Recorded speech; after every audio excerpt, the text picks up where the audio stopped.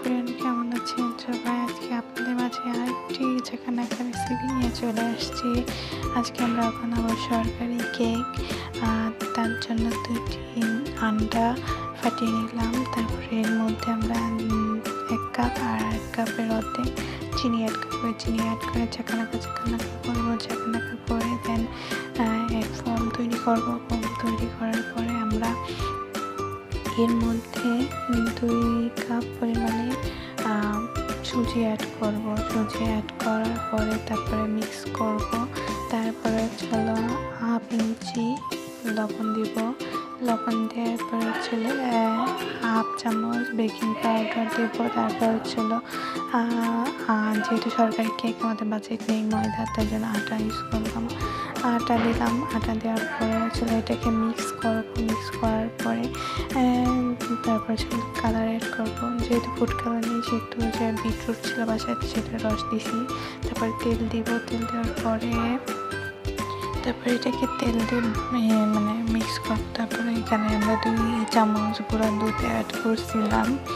তারপরে গুঁড়া দুধ অ্যাড করে তারপরে এটাকে মিক্স করছি। মিক্স করার পরে আমরা দেখতে ঠিকই এরকম হয়েছে।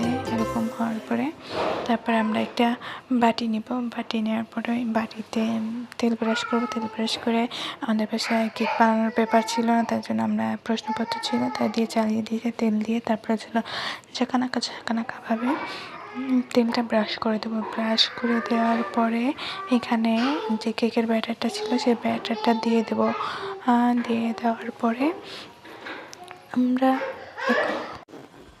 ভালো করে মানে গুইখা মানে একবারে মুইচ্ছা টুইচ্ছা দেব কেকের ব্যাটারটা। তারপর চলো এটা ট্যাপ ট্যাপ করে তারপরে চুলা উঠতে রাখতে প্যান বসাবো। তারপরে স্ট্যান্ড বসাই তারপরে কেকের বাটিটা দিয়ে দেবো। দিয়ে দেওয়ার পরে এখন আমরা ঢেকে দেবো। ঢেকে দেওয়ার পরে যে প্রায় 15 মিনিট পরে চলে আসবো। চলে আসার পরে দেখি যে আমাদের কেকটা হয়ে গেছে। তারপরে এখন আমরা এখন কেকটা কাট করব।